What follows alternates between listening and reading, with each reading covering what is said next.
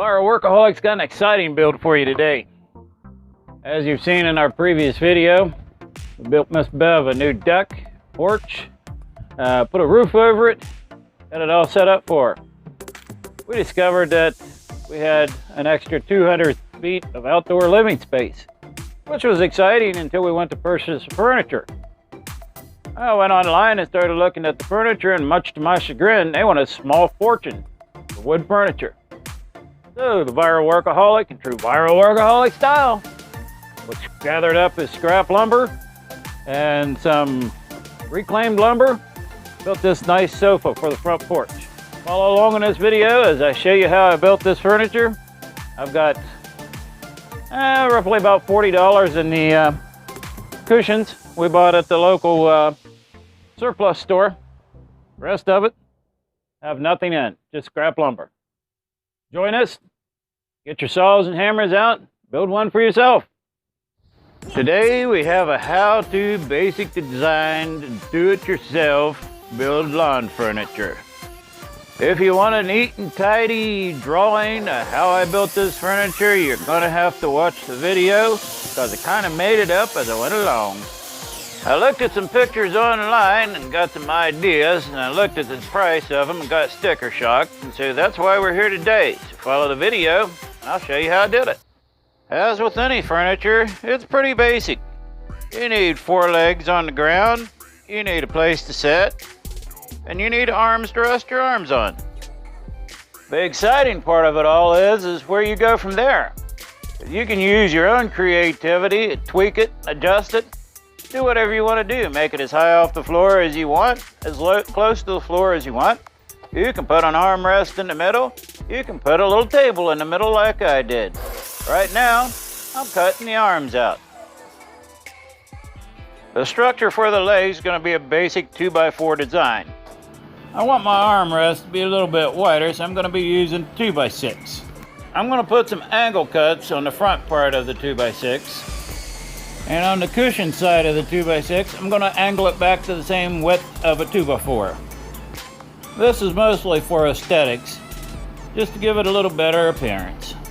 I'll use my carpenter square and draw out a line here where I'm going to cut it off. Then I'll take it over to the table saw and we'll cut it off with the table saw. They make all kinds of fancy gadgets for a table saw, so you don't have to freehand this. I don't have them, so I'm going to freehand it. There are a lot of great excuses why you can't do something, but that's the only excuse you can have to not do something. So don't let excuses get in your way. Grab some used lumber, some tools that you have, and get out there and build something. These will be the arms that we use for the couch. They look a little rough right now, but wait until we're done. They'll look much better. The main structure for the whole unit is the leg structure. I measured the depth of my cushions, which is 22 inches, and the height that I wanted it off the floor, which is 17 inches, and the height that I wanted my arms, which is a total of 27 inches. So I'm cutting my 2x4s at 27 inches. I cut my bottom plate 2x4s at 17 inches, which I'll show you later in the video. I should have cut them at 19 inches, but we made an adjustment to make it work for us.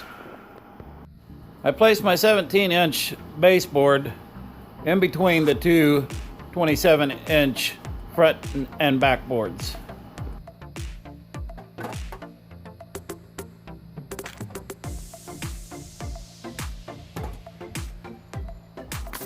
Then I nailed my armrests on to complete the frame.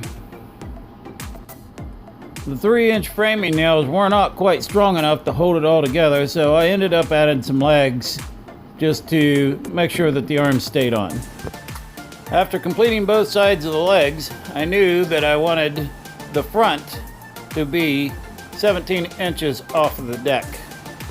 The best part of a DIY project is you can customize it to what is comfortable for you. I wanted it to slope down a little bit in the back so to be a little bit more comfortable for setting. So I measured the back part of it at 15 inches, which gave about a 10-degree slope. I used my speed square to put marks on the boards to make sure that my front and rear stringer remain straight and level when I install them. I wanted the table in the middle to be the same width as one of the cushions, so I made the overall length of the stringer long enough for 3 cushions, plus 7 inches so that it could be nailed to the 2x4s. Once I had both stringers cut, I wanted the stringer in the back to be nailed to the outside of the 2x4s and the stringer on the front to be nailed to the inside of the 2x4s. 2x4s would have been more than adequate for the stringers, but I had 2x6s, so why not use them?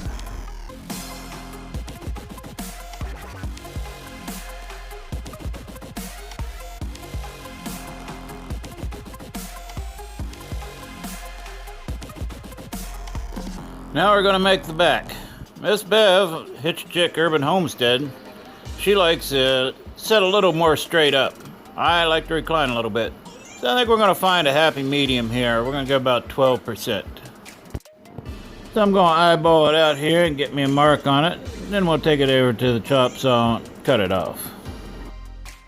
Now that I got my angle set, my cushion top is about 21 inches. So I'll cut this about 20 inches, that way there'll never be any exposed wood to bang into when you sit down. I'll cut the top of the board at the same angle, that way I can run a 2x4 the full length of the chair or the couch. This will give the whole back more stability when I build in the cushion area for the backs. I'll cut a board for the other side exactly the same length.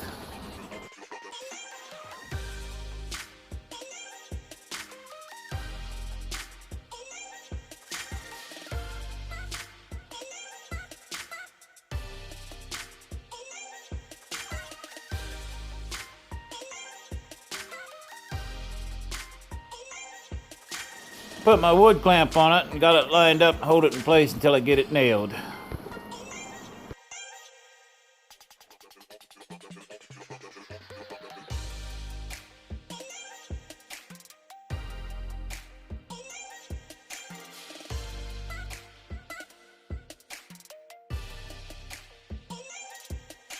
I got my 2x4 across the top. I'll get it nailed down and we'll be ready to start putting the backs on. I certainly hope I cut a 2x4 down to the length of the seat cushions, run it through the table saw at an angle and split it in half. And we'll nail those on so that we can place our boards in so that our seat cushions can sit on. I want to drop these boards down 1.5 inches below the top of the board, that way that when I put the wood on for the seats, they'll sit right in the pocket. So I lined it up with the line I just drew, and now I'm going to take my air nailer and nail her down. Got my saw set up at a compound miter so I can get a nice tight fit with these seat bottoms. Had some scrap 2x6s left over from the porch builds. We'll just use those up. They make great seat bottoms. We'll get them all nailed down here and keep this video moving right along. Miss Bev sitting there on the other side giving it a trial run. Found some leftover plywood and that'll make a nice seat back. I notched out a couple 2x4s. I'm going to nail them in here to support this side of the back. And it'll also give me something to build off of for the table that I'm going to put in the middle. I'll cut the plywood off to fit. I'll nail it on and we'll have our seat backs.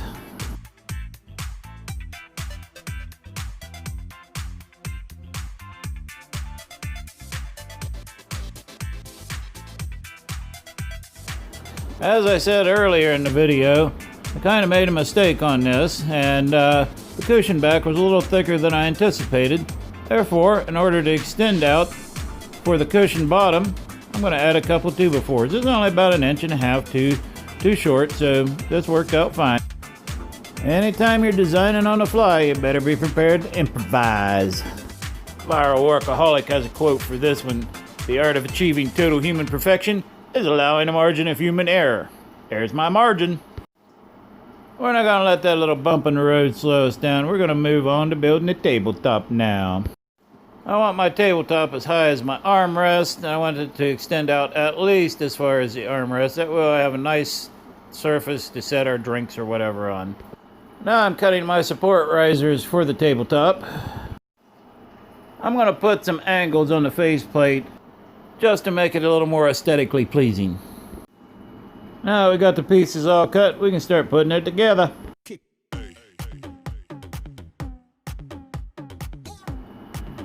Get it nailed on there, see how it's gonna look. Yeah, it's looking pretty good. I think we'll keep that. Well, we got the framework nailed on now. Let's see what size we want for the top plates. Well, we're gonna go with 25 inches on top. We'll get this 2x6 out and get it all cut up, and we'll get it all nailed together. I'll cut some angles into the two end pieces. That'll make it look better. Get the old air nailer out and get her nailed down. We'll start doing the finishing touches on this project. No matter what kind of wood you use, you usually have to break out the belt sander and sand it up and get it looking nice. But when you're using reclaimed or recycled, there's a few more imperfections that you need to take the sander to.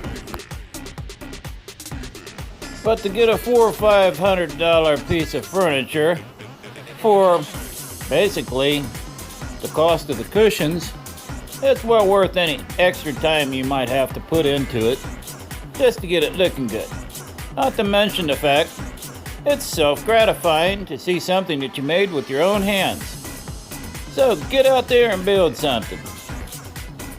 Be proud of what you accomplished, and if it ain't perfect, really, whatever is perfect. Even the stuff you buy at the store. Is it really perfect? Probably not. Show the love, hit that thumbs up button. If you haven't subscribed to my channel, go ahead and hit subscribe. There's a lot of crazy things that I've built out there. Hit the notification bell so you'll miss one whenever I do build something. Get out there and give it a try. You can only get better. And remember, the art of achieving total human perfection is allowing a margin of human error. So happy building, and enjoy your new furniture when you build it. Viral Workaholic signing out.